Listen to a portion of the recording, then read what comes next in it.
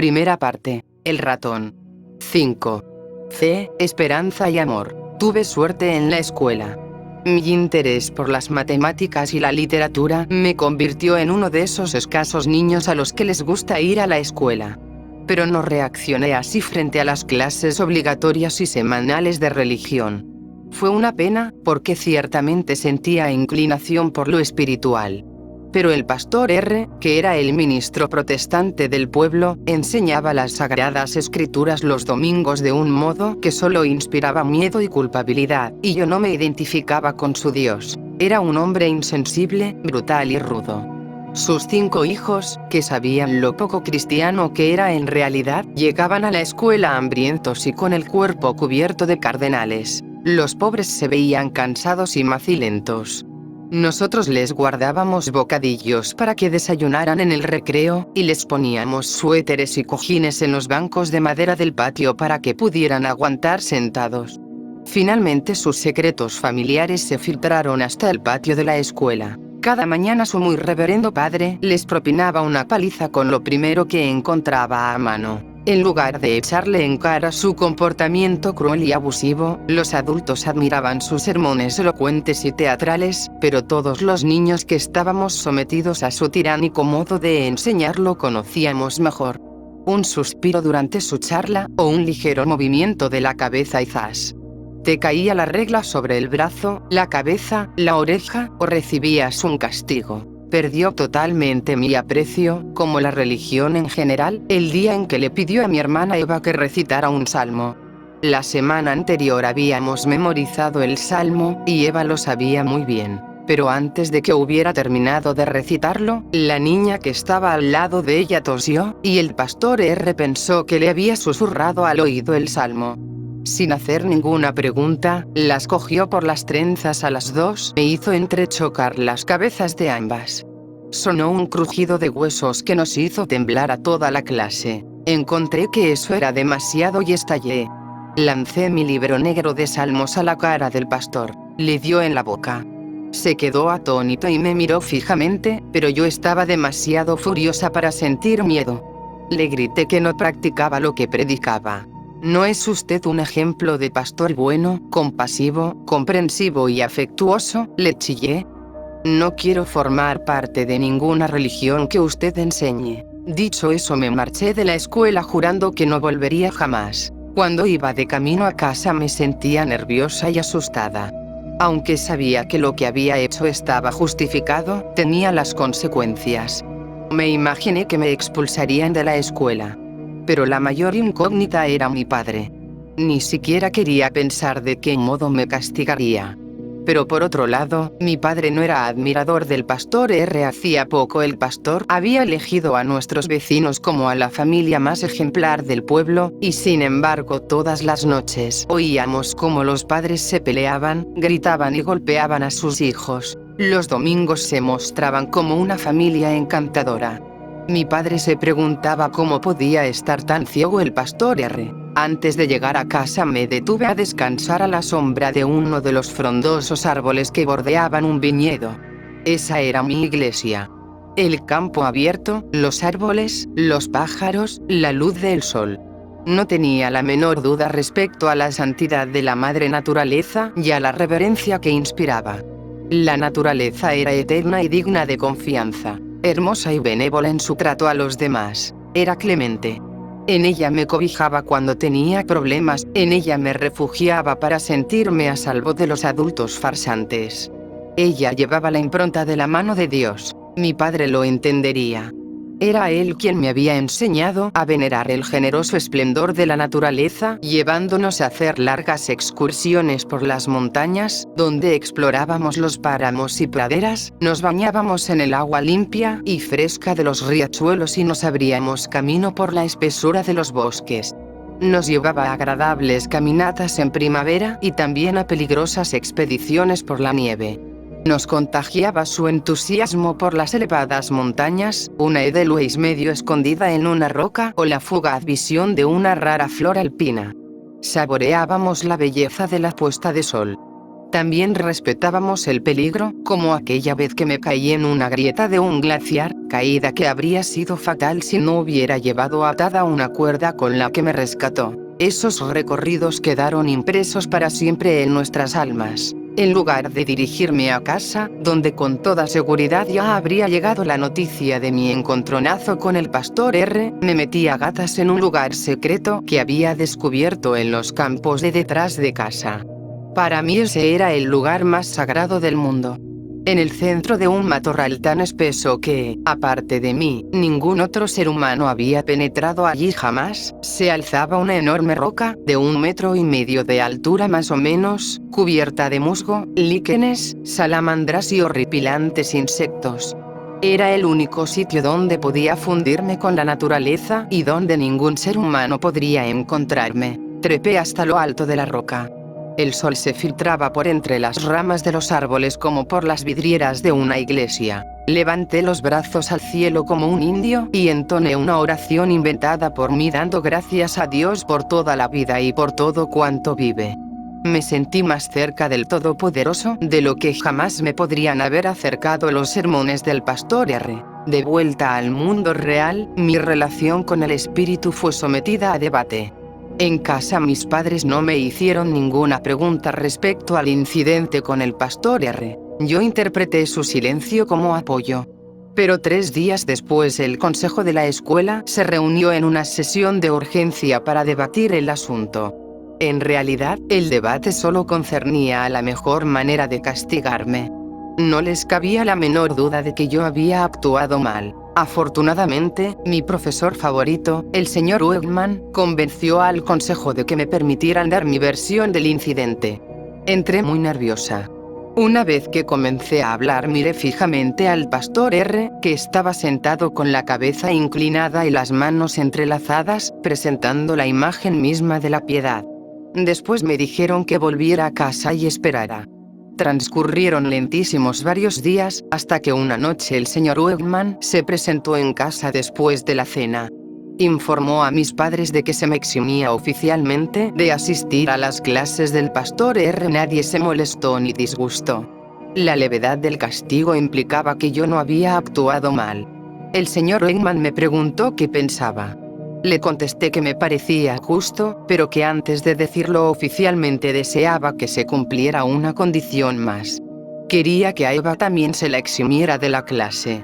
Concedido, contestó el señor Wegman. Para mí no había nada más semejante a Dios ni más inspirador de fe en algo superior que la vida al aire libre. Los ratos culminantes de mi juventud fueron sin duda los pasados en una pequeña cabaña alpina en Aniden. Mi padre, que era un guía inmejorable, nos explicaba algo de cada flor y árbol. En invierno íbamos a esquiar.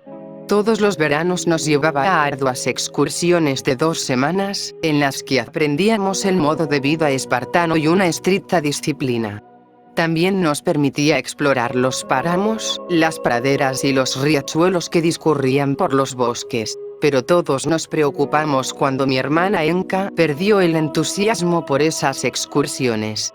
A partir de los 12 años se le hizo cada vez más desagradable salir de excursión. Cuando llegó el momento de emprender nuestra excursión escolar anual de 3 días, en la que nos acompañaban varios adultos y una profesora, se negó rotundamente a participar. Eso debería haber constituido una indicación de que le ocurría algo grave. Habiendo hecho largas excursiones con mi padre, con muy poco alimento o comodidades, estábamos bien entrenadas para esas acampadas. Ni siquiera Eva ni yo entendíamos cuál podría ser su problema. Mi padre, que no toleraba el comportamiento de Mariquita, sencillamente impuso su ley y la obligó a ir. Fue un error. Antes de salir para la excursión, Erika se quejó de fuertes dolores en la pierna y la cadera. El primer día de excursión cayó enferma y entre un padre y una profesora la llevaron de vuelta a Meilen, donde la hospitalizaron. Ese fue el comienzo de años de sufrimiento a manos de médicos y hospitales. Aunque tenía paralizado un lado y cojeaba con la otra pierna, nadie logró establecer un diagnóstico.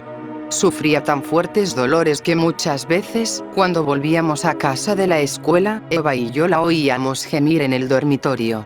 Naturalmente eso nos hacía andar de puntillas por la casa y mover tristemente la cabeza por la pobre Erika. Puesto que no lograban diagnosticar su dolencia, muchas personas pensaron que eso era histeria o simplemente una manera de librarse de los deportes y actividades físicas. Muchos años después, la tocóloga que asistiera a mi madre en nuestro nacimiento, se impuso la tarea de descubrir su enfermedad, que finalmente resultó ser una cavidad en el hueso de la cadera. Ahora se sabe que lo que tenía era poliomielitis combinada con osteoartritis. En aquel tiempo eso era difícil de diagnosticar. El doloroso tratamiento a que la sometieron en uno de los hospitales especializados en cirugía ortopédica consistió en obligarla a caminar a largas zancadas por una escalera mecánica. Creían que si hacía suficiente ejercicio dejaría de fingirse enferma. A mí me causaba una terrible frustración ver lo que tenía que sufrir. Afortunadamente, una vez que establecieron el diagnóstico y le administraron el tratamiento adecuado, pudo ir a estudiar en un colegio de Zúrich y llevar una vida productiva y libre de dolor.